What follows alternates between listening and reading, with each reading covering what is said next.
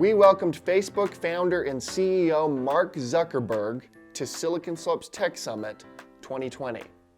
We talked about why he believes it's more important to be understood than liked, whether social media is making the world more polarizing, the effects social media has on one's mental health, product trends he's most excited about in the decades to come, whether he believes he's taking heat on behalf of the entire internet, and why he's become more religious these past few years. Excited to be here.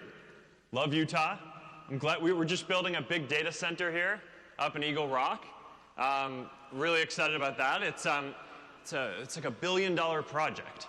It's Eagle Mountain, but that's. I just want you to know that's why you got that response that you got. But Eagle Rock is in Tahoe. Eagle Rock is awesome. Yeah, you know, my bad. All right. Eagle awesome. Rock might We're be off to a great start. Off to a great start. Recently, you shared in a press conference that one of Facebook's focuses for the next decade is that it is more important to be understood than be liked. Will you just share what you meant by that? Last year, I gave this speech around our principles around free expression. And, you know, that's just one of the areas that I really feel like is under attack right now.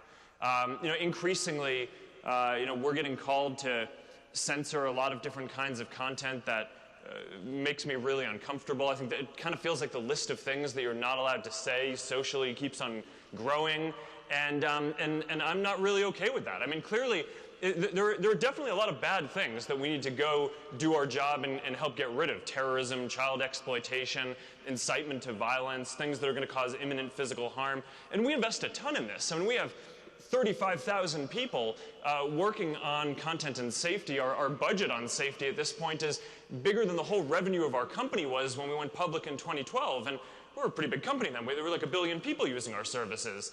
So we're focusing a lot on that.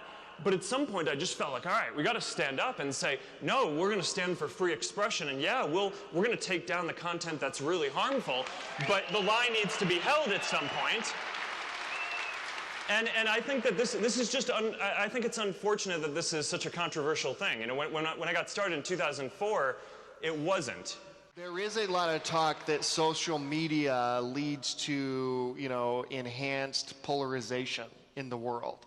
How do you respond to that? So, first of all, this is something that I care a lot about. The mission of the company, like I just said, is to help people build community and bring the world closer together. So, the last thing I want is for our products to be used to divide people or kind of rip society apart in any kind of way.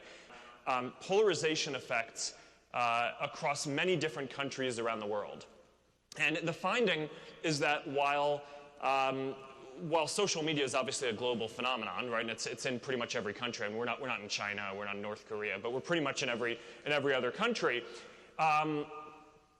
That polarization is trending in very different directions in different places. While it's increasing in the U.S., it is flat in a lot of Europe. It is down in a lot of other countries. So if the main thing that we're driving polarization around the world were that now you're giving everyone a voice and that is somehow having this negative effect, then it doesn't really make sense that you wouldn't see that uniformly everywhere. So that doesn't mean that there aren't some issues that we need to work on, and I really care about making sure that we get that right. But I do think that as the data starts to come in, it's refuting some of these kind of mainstream narratives that weren't grounded in data in the past, that hopefully people are open-minded and are willing to look at the data and aren't so wedded to their narratives about what technology and the internet and social media and our company in particular are doing, and that they'll actually look at what the data says on this. As you mentioned, you're a product guy at heart. When you look at the next decade, what product innovations are you most looking forward to? What product trends are you excited about? But when I look at our private social apps today, they're still pretty much just texting. And I think when you fast forward, that's not going to be how it is in the future. I think we're going to have private social platforms which are as robust as the digital town square type social platforms that we have, but for all the different ways that we want to interact publicly, small groups, sharing location in private ways, interacting with businesses one-on-one, just being able to hang out. right? I mean, it's some of the stuff around video chat, just making that so you feel more and more present.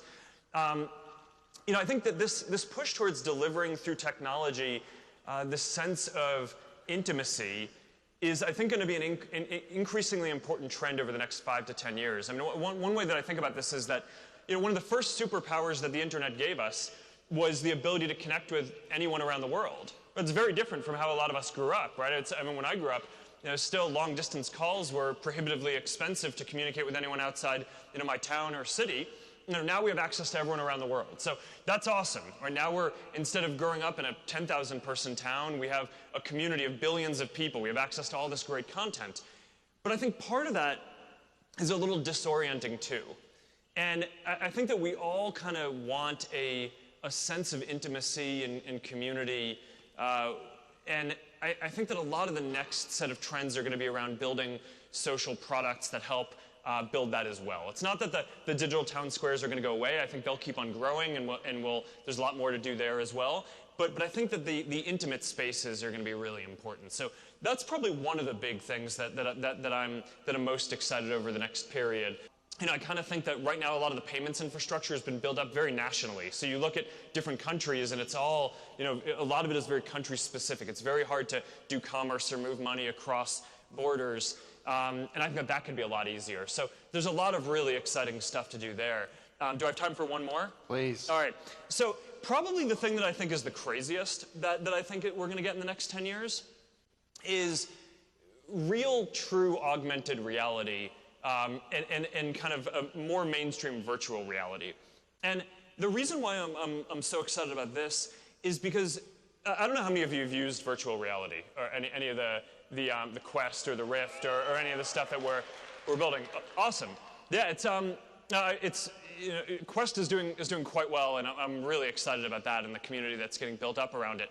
So for those of you who've tried this, what you know is that the experience of virtual reality, what it really is it's delivering a feeling of presence. Right? You feel like you're right there with another person or in another place, no matter where you actually are physically, right? You could be playing ping pong with someone halfway across the world. You know, in the future, we could be doing this interview, and this could be like hologram you interviewing me. Right. And I really think we're gonna get that, and that's gonna be way more powerful than just being able to make a phone call or a video chat. And when you think about some of the stuff that unlocks, I mean, on the social side, that's like the holy grail of experiences of people connecting, stuff that I've just wanted to build for 15 years, but you know, right now we're kind of in this box of building stuff on a phone instead of actually getting to build stuff where people actually feel present. But think about it for the economy, right? Today, so much of people's opportunity is tied to, you know, a small number of cities that they may or may not want to move to, and then you do move there, and then like housing is too expensive, and the infrastructure is too congested, and it's like not that good. So why can't it be the case that people can access any opportunity that they want, living wherever they want? Well, in a future where you can actually, you know, wear normal-looking glasses and be present anywhere that you want to, something like that should start to be possible. It shouldn't really matter where you live. You can live in a place that matches your values, where your family is, that has the community that you want, and access the opportunities that you want in other places. And I think that that's going to be a huge thing for economic growth and for equalizing opportunity, not just across the country, but around the world. You know, not to mention it should be good for the environment, because it's a lot easier for us to move bits around than it is for us all to commute and move atoms. If you were starting a company today, would you start it in Silicon Valley? No. No, it's not. You should move to Eagle Mountain. You could start a company there. I love Utah. I mean, this has got to be like one of the most beautiful states. I mean, if I had a free weekend, this is, yeah. I have to ask you this. Do you feel like you're taking heat on behalf of the entire internet?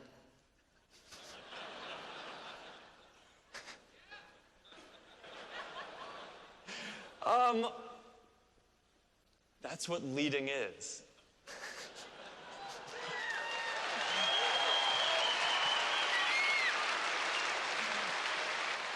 I'm always very sensitive on this because, you know, it always feels very tough whatever challenges you're dealing with feel very, they're very personal. You feel that very acutely, and then other people's challenges, it's easy to abstract away. So I always think you need to be careful about kind of judging the position that you're in compared to others. But objectively, I do think that Silicon Valley or the tech industry and our company in particular are just at the center of a lot of social issues. And what I think we have a responsibility to step up and make progress on a lot of these things. There are real questions that the internet raises, around the democratic process and the integrity there, around free expression versus safety, around privacy and competition and well-being and all these things. And we need to get these right? And I think a lot of this, it's not that any one company can get it right by themselves. I think we need, it needs to be a broader approach, and it's going to require government as well. But certainly, I feel like we have a big responsibility in this. So I just want to make sure that we do the best that we can on this stuff, and we just take it all super seriously. It weighs on us a lot. If you can be clear about the principles and make sure that the team is aligned on that, you can perform miracles, and without that, everything becomes so painful. Who are your mentors? Who do you call for advice? Well, I think that it's different people for different things. I've become more religious. Really? Yeah. I think that there's that's not really a mentorship thing, but it's, kind of. I do think that there's a scale. I don't know. The last few years have been really humbling for me. Right? I thought I knew a lot about how to build something, and I don't know, I think that there's just a comfort in knowing and having confidence that there are things that are bigger than you. And to me, that's what giving people a mission is when you're building a company, right? And that's why talking about principles and laying that out so clearly is so important. It's also why, I have so much faith in democracy overall. That's why I care so much about giving people a voice, right? I don't know, I think at some point in order to move forward, given how complex modern society is and all the challenges that we face, you have to believe in things that are bigger than yourself, no matter what form that takes. And I personally, I grew up, I'm Jewish, and so I grew up with that, and that culture has been really important to me. But certainly, I think it's a combination of the challenges that we've been through as a company, and having kids, right? So now, I have 2 girls, 4 and 2, and I just want them to grow up with those traditions too. So, yeah. Anyhow, probably that's kind of a different answer than you were probably expecting, and maybe not even an answer to the question, but feels sort of relevant. Yeah, that's incredible. You're religious. I love it. So we've been talking a lot about, at this conference over the past 2 days, mental health and just the challenges of the loneliness of building a company, of being an entrepreneur, the loneliness of being a founder, what it takes, the fact that when you're building it, nobody cares what you're doing. You had a little bit different experience. A lot of people cared. But most people, as they're growing a company at the very beginning, it's very lonely, and it leads to mental health issues. And there's also criticism that social media leads to mental health issues. How do you stay grounded?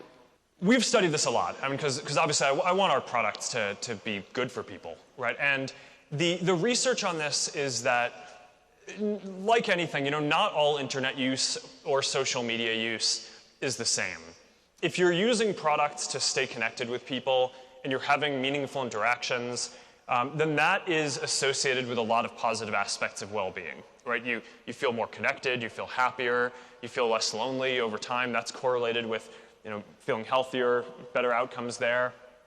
But if what you're doing is, you're using the internet or even if you're just using our products to, just scroll through content passively and, it's just have fun, but not actually interact with people. It's not that that's bad. It just isn't associated with the same positive aspects of well-being that connecting with people is. So I just think what our company is about is giving people a voice, helping people connect. It's that duality of those two things together. And on the connection side, I just always want to make sure that that stays front and center. So, a couple of years ago, we made some really big changes in our products that, it was like one change, and the changes were designed to make sure that, in Facebook and Instagram, the content that you're seeing is generally going to be about your friends, things that are going to encourage interactions between people that are going to be meaningful. We made one single change that wiped out 50 million hours of viral video watching a day in order to prioritize more content from people's communities. Because, if we showed the viral videos, people would spend more time in the products, but then at the end they would tell us, hey, I'm not necessarily getting from Facebook what I want, right? You guys are the company that's supposed to help me connect with people, and there are lots of places I can go to watch videos. I come to you because I want to help connect with people. So yeah, we took down the amount of usage, and I think, what was it? It was a couple of months later we had, I think it was the biggest stock drop in the history of the stock market. I think we lost like $100 billion of market cap in a day when we report our earnings. So, but look, it's, I think we're here to do good things in the world, right? So that's, we're gonna focus on what we think is going to deliver the best experience for people, and I think that research is also, that also has mapped to how I think about my girls using, my daughters using products, for example. Like, I'll let them do video chat with their families because that's about connecting with people. I think that's great. But in general, not as much of the, just passive content consumption. You're young. We're actually very close to the same age. Our lives are quite a bit different. I recently, paid off my student loans last month. Congratulations. But I wonder if you think about, even though you are young, if you think about what you want your legacy to be. What would you want your legacy to be? Well, what I just talked about. It's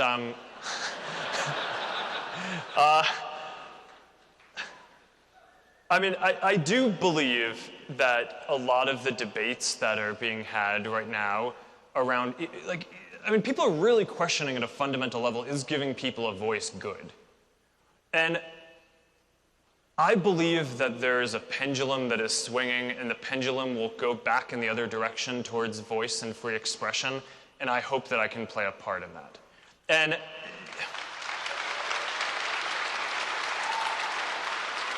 And similarly, I think in terms of individuals connecting, I think right now, for a while when we got started, I think that there was a period where there was more positive press and coverage than anyone ever deserved. So I think to some degree, all the scrutiny I think is fair now as well.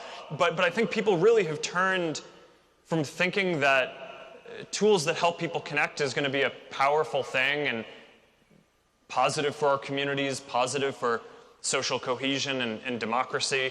And I think the pendulum is swinging there too, but I think that the formula throughout history has been that empowering individuals, more voice, more connection between people. That's you build strong communities, and that's how we make progress together. And if we can do this around the world, I don't know. I think it'll hopefully lead to more prosperity and people living more fulfilling lives everywhere. And if we can be a part of that, then that's kind of what I hope to do. Thank you so much for coming to Utah. Ladies and gentlemen, Mark Zuckerberg. Thanks. Thanks. Thanks for coming to Silicon Slopes, Mark. I really enjoyed our conversation and look forward to seeing you in Eagle Rock soon.